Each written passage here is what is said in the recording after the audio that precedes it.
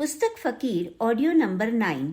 बाबा के कहने पर रुद्र हर रोज एक समय का खाना रेस्टोरेंट से खाता था जहां बाबा उसके साथ नहीं होते थे।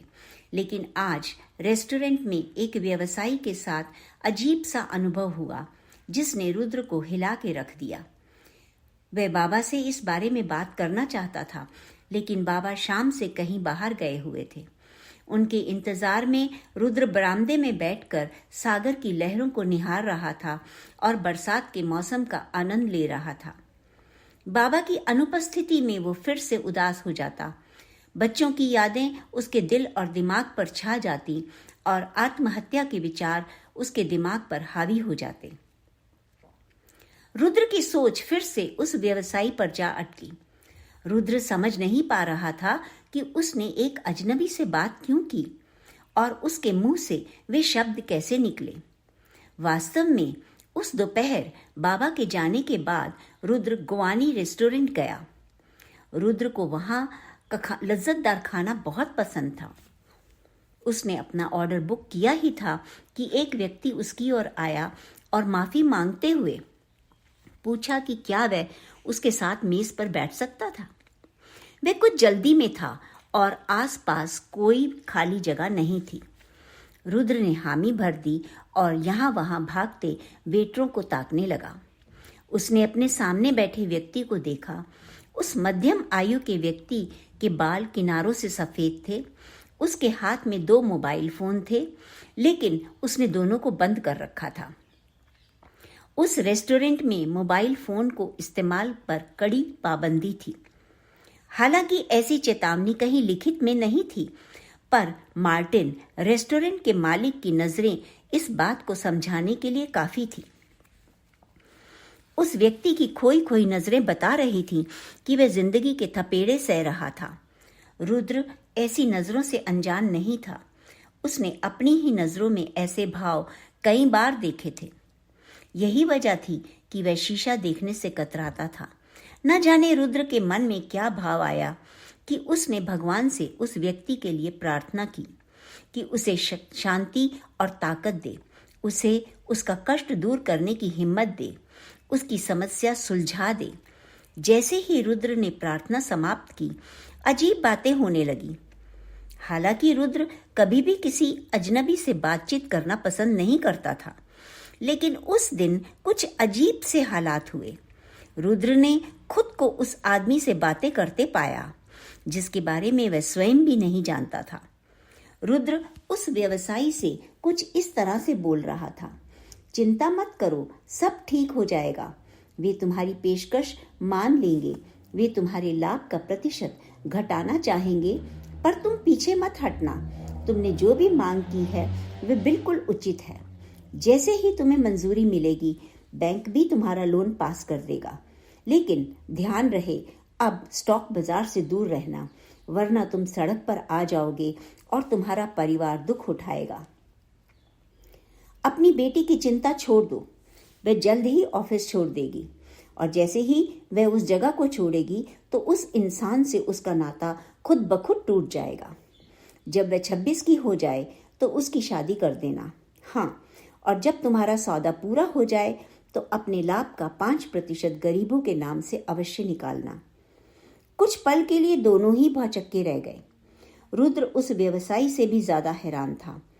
अब व्यवसायी ने पूछा, आप इन सब बातों के बारे में कैसे जानते हैं?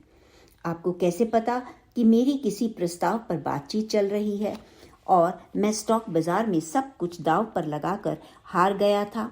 मेरी बेटी का अपने से 20 साल बड़ी उम्र के बॉस के साथ प्रेम प्रसंग चल रहा है। रुद्र की उंगलियां कांप रही थीं, उसका दिल तेजी से धड़क रहा था। वह अपनी सांसों को महसूस कर पा रहा था, लेकिन वो हैरान था कि उसकी सांसें बिल्कुल सामान्य थी। उसने व्यवसायी से कहा, मुझे माफ करें, मुझे कुछ नहीं पता, मैं नहीं जानता। लेकिन व्यवसायी रुद्र से इतना अधिक प्रभावित था। उसने रुद्र को बताया कि उसकी एक एक बात सही थी और उसने ये भी वादा किया कि यदि वह सौदा सफल हो गया तो वह वादा करता है कि गरीबों के लिए 5% अवश्य रखेगा। रुद्र फिर बोला, तुम्हारी दादी ने नेत्रहीनों की मदद किया करती थी। व्यवसायी तो झटके से खड़ा हो गया और स्वीकारात्मक भाव से सिर हिलाया। उसने वादा किया कि वो अपनी दादी के नाम से ट्रस्ट खोलेगा और लाभ का 5% उसमें जमा करेगा। रुद्र बोला, हाँ, लेकिन 5% शुद्ध लाभ का, अन्यथा ना तुम केवल सड़कों पर आ जाओगे बल्कि तुम्हारे किसी अपने को नेत्रहीनता भी सहनी पड़ेगी। व्यवसायी ने रुद्र को यकीन दिलाया कि वो अपना वादा पूरा करेगा और एक मजबूरी और बताई कि वो अपनी बेटी की नौकरी छुड़वाना चाहता था, लेकिन वह मानती नहीं। तो रुद्र ने उसे कहा कि वो उसे उसके बिजनेस के बहाने विदेश भेज दे। रुद्र ने देखा कि उस व्यक्ति की आंखों में आभार के आंसू थे और बहुत ही विनीत स्वर में पूछ रहा था कि वो उसके बारे में इतना कुछ कैसे जानता था। उसने प्रार्थना भरे स्वर में पूछा कि वह रुद्र को दोबारा कहाँ मिल सकता था और उसका ऑर्डर कब आएगा। रुद्र ने उत्तर दिया, 14 दिन बाद। रुद्र ने अपनी बात को जारी रखते हुए कहा कि वह स्वयं नहीं जानता कि वो सब उसने कैसे कहा। शायद ईश्वर ने आपकी मदद करने के लिए मुझे माध्यम बनाया हो। रुद्र की भूख तो अब जा चुकी थी। उसने अपना ऑर्डर पैक करवाया और लेकर एकदम बाहर निकल गया। वह बिल्कुल समझ नहीं पा रहा था कि ये सब क्या हुआ, क्यों और कैसे हुआ। अपने बरामदे में बैठा यही विचार कर रहा था कि उसे किसने ये सब बोलने पर मजबूर किया। वहां जो कुछ भी हुआ वह उसके नियंत्रण से परे था। रुद्र बाहर बरामदे में बैठा सूरज को पानी के ऊपर डूबता हुए देख रहा था। तभी उसके मन में ख्याल आया कि यह तो एक भ्रम है। सूरज ना तो कभी डूबता है ना उगता है। ये प्रतिदिन पूरब से पश्चिम की ओर भी नहीं जाता। हमारी धरती नामक ग्रह ही गतिशील है और देखने से लगता है कि सूर्य गतिशील है। ये जीवन एक विशाल भ्रम ही तो है। किसी जगह पर अंधेरा और रात इसलिए नहीं होता कि सूरज वहां डूब जाता है, बल्कि धरती का वह हिस्सा सूरज की ओर पीठ कर लेता है। बाबा शाम देर से आए और पुदीने वाली चाय के साथ बड़े दिल से सैंडविच खाया। बाबा रात का समय तकरीबन प्रार्थना में ही बिताते थे। तेल के दीपक और जलती मोमबत्तियों के बीच सोने के कमरे में बैठे प्रार्थना करते रहते। रुद्र ने बाबा से पूछा कि आज मार्टिन के रेस्टोरेंट में क्या हुआ। बाबा बोले कि अजनबियों को उनका भविष्य बताकर हतप्रभ कर देने वाले मेरे बच्चे, जैसे सूरज कभी पृथ्वी की ओर पीठ नहीं करता, उसी तरह ईश्वर कभी इंसान से विमुख नहीं होता। वही उसकी ओर पीठ फेर लेता है और अंधेरे में गुम हो जाता है। हमारा प्यारा ईश्वर धरती, सूरज और चांद के माध्यम से यही सब तो समझाना चाहता है। भले ही सब कुछ भ्रम है, किंतु उसका कोई न कोई उद्देश्य भी है। जब धरती सूरज की ओर पीठ कर लेती है तो रात हो जाती है। इसी तरह जब कोई ईश्वर की ओर पीठ कर लेता है तो उसके जीवन में अंधकार, भ्रम, पीड़ा व अकेलापन जन्म लेता है। ये सब इसलिए नहीं होता कि ईश्वर उससे विमुख हो जाते हैं। ईश्वर सूर्य है, व्यक्ति धरती नामक ग्रह है। यदि ईश्वर की ओर से मुंह मोड़ोगे तो तुम्हारे जीवन में अंधकार ही आएगा। भलाई इसी में है कि तुम ईश्वर की ओर कदम बढ़ाओ, हमेशा प्रकाश की दिशा में रहो। इसके बाद बाबा ने चिलम तैयार की। ये एक धीमी प्रक्रिया ही थी।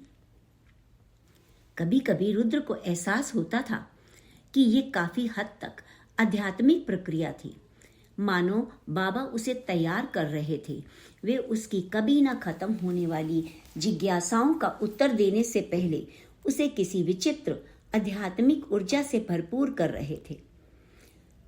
रुद्र बरामदे में बैठा सागर को देख रहा था। लहरों की ध्वनि उसके कानों को भली लग रही थी।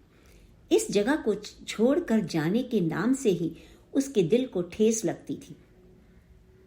लेकिन जो पैसा उसके पास बचा था उससे कुछ ही महीनों का काम चल सकता था। तभी बाबा ने कहा, बेटा, हम सभी ईश्वर व कर्म में गुथे हैं। किसी को अपशब्द मत कहो, किसी से नफरत मत करो, क्योंकि हो सकता है कि तुम अपने सबसे प्रिय व्यक्ति को ही दुख दे रहे हो, पर उसे पहचान नहीं पाते, क्योंकि उसकी आत्मा ने इस जन्म में एक अलग चोला ले रखा है। इसके बाद बाबा ने रुद्र से कहा कि पहले वो उनके सवालों के उत्तर दे, तब वे रुद्र के सवालों का उत्तर देंगे। रुद्र ने हामी भरी। बाबा ने पूछा, क्या तुम वह सब कर रहे हो जो मैंने तुमसे करने को कहा था? हाँ, सब कुछ, रुद्र ने उत्तर दिया। तुम क्या कर रहे हो? बाबा ने पूछा। बाबा, सबसे पहले तो मेरा मन वर्तमान में ही जुड़ा रहता है, या मैं कोई प्रार्थना बुदबुदाता रहता हूँ, जैसा कि आपने सिखाया था। अगर मैं खाना खाऊं तो भोजन का भरपूर आनंद लेता हूँ। मेरा पूरा ध्यान और पूरा आभार खाने की प्रक्रिया में ही शामिल हो जाता है। मैं ये कार्य मशीनी तरीके से या किसी बैर के साथ नहीं करता। मैं अपने भोजन में हिस्सेदारी के लिए ईश्वर को निमंत्रित करता हूँ और प्रत्येक कोर के साथ उसे भोजन के लिए धन्यवाद देता हूँ। इस प्रक्रिया में मेरे विचार उन लोगों की ओर चले जाते हैं जो भूख से मर रहे हैं, और इस तरह ये छोटी सी प्रार्थना स्वयं ही पूरे ब्रह्मांड में उन लोगों के नाम पहुंच जाती है। मैं मानकर चलता हूं कि जिस विश्वास और ऊर्जा के बल पर मैं ये प्रार्थना कर रहा हूं, इससे उनके या उनमें से कुछ के जीवन पर कोई न कोई सकारात्मक प्रभाव अवश्य पड़ेगा। बाबा, कैसे? रुद्र, प्रार्थना से एक ऊर्जा पैदा होगी जो कुछ लोगों को अपना भोजन भूखों के साथ बांटने के लिए प्रेरित करेगी। जैसे इन प्रार्थनाओं के प्रभाव से कोई दयालु आत्मा सिग्नल पर बैठे किसी भिखारी को बिस्किट या फल दे सकती है, या कोई धन या अनाज देने में प्रेरित हो सकता है। खाना खाते समय मुंह में जाने वाले हर कौर के साथ मुझे एहसास होता है कि मैं कितना किस्मत वाला हूं कि मुझे भूख का सामना नहीं करना पड़ता, और ये भी जानता हूं कि मेरा अगला निवाला कहां से आएगा। बाबा, आप तो जानते हैं कि मैंने भूख का सामना किया है, किस तरह बच्चों व परिवार को भोजन कराने के लिए घर से चंद सिक्के भी तलाशे हैं। मैं जानता हूं कि धन व भोजन के अभाव में अपने बच्चे व परिवार को भूख से तरसते देखना किसे कहते हैं। हो सकता है ये सब अनुभव मुझे इसलिए मिले हों कि प्रार्थना व कंपनों का माध्यम बनने के लिए ये अनुभव जरूरी हो। मैं कभी नहीं भूलता कि शिरडी के साईं बाबा कहते हैं कि अल्लाह और गुरु का नाम लेने वाले कभी भूखे नहीं मरते। उन्हें भोजन व वस्त्रों की चिंता नहीं करनी पड़ती, और मैं इस पर पूरा भरोसा करता हूँ। मेरे हालात जो भी थे, पर कहीं ना कहीं से भोजन आ ही जाता था, या भोजन खरीदने के लिए पैसे आ जाते। बाबा, ये अच्छी बात है कि तुम्हें समझ है। तुमने ऐसे अनुभव इसलिए पाए ताकि तुम उन लोगों के प्रति करुणा का अनुभव कर सको जो अपने व परिवार के लिए भोजन की तलाश में भटकते हैं। प्रकृति जानती है कि तुम भूख के इन अनुभवों को उच्चतम स्तरों तक ले जा सकते हो। तुम भूखों और भूख से मर रहे लोगों के लिए दुआ करोगे। तुम लोगों को भूख पीड़ितों की मदद करने के लिए प्रेरणा दोगे। इसी प्रकार ये पवित्र संपर्क कार्य करता है। बेटा, कुदरत का या भगवान को किसी भी प्राणी को संघर्ष करते देख, दुख सहन करते देखने में कोई संतुष्टि नहीं मिलती। उनके मन में भी एक उच्चतर उद्देश्य होता है, और वे ये उम्मीद रखते हैं कि लोग पूरी शांति व शिष्टता के साथ विपरीत हालात में भी तालमेल बिठा सकेंगे।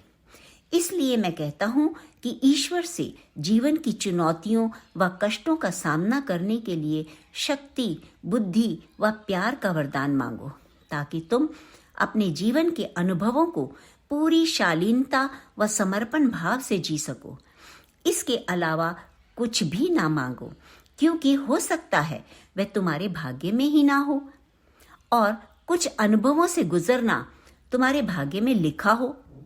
शायद आपके कुछ कार्मिक कारणों से आपको कुछ सालों तक रोग सहना हो, और कुदरत व भगवान चाहते हैं कि आप इस अवस्था से सबक लेंगे और आगे निकल जाएंगे।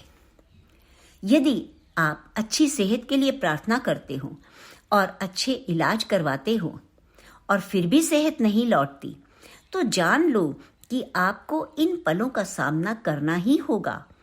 यदि आप प्रेम व करुणा के साथ प्रार्थना करते हो तो आप बड़े ही आराम से रोग से मुक्ति पा लेंगे और भगवान की मर्जी जानकर स्वीकारेंगे। आप बीमार तो होंगे पर ज्यादा परेशान नहीं होंगे। आप अपने अनुभवों से सीखते हुए एक ऐसे दयालु इंसान के रूप में सामने आएंगे जो रोगियों व दुखियारों के दर्द को समझेगा। तो दोस्तों, यहाँ बाबा ने समझाया है कि कभी कभी कोई अवसर किसी आपदा के रूप में आता है। कभी कभी दुख और संकट के माध्यम से ही ईश्वर को हमारे दिल और जीवन में स्थान मिल पाता है। इस सुंदर उपदेश के साथ ही मैं अपनी वाणी को विराम देती हूँ। प्रश्नोत्तर की इस श्रृंखला को आने वाले ऑडियो में जारी रखेंगे। Thank you friends.